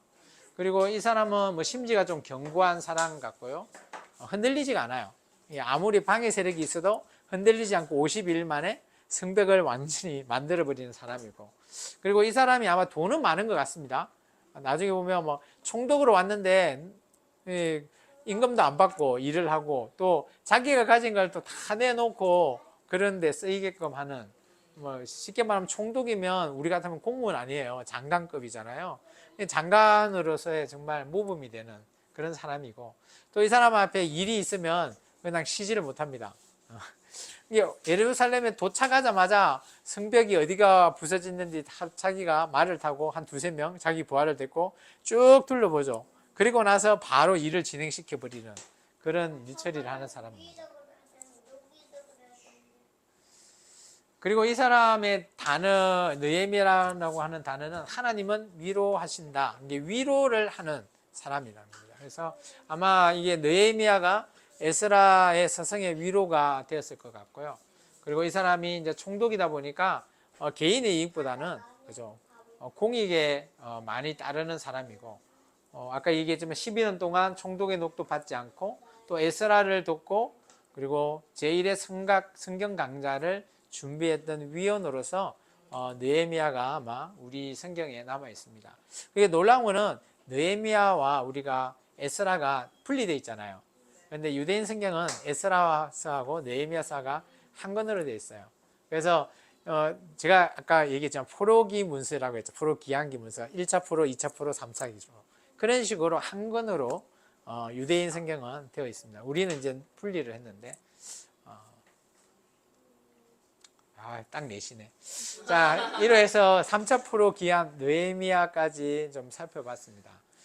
오늘 너무 길죠. 포로기 그게 너무 길고 등장하는 인물도 너무 많고 또 배경도 나라가 그죠, 예루살렘뿐만 아니라 페르시아에 대한 왕들과 또 역사적인 그런 그 내용까지 다 알고 있어야지만이 오늘 포로 기한의 모든 전반적인 내용을 우리가 이해할 수 있는 부분이다 보니까 다니엘부터 시작해서 이 느헤미야까지의 뭐 배경이 되는 그런 역사적인 지식도 가지고 있어야 되고요.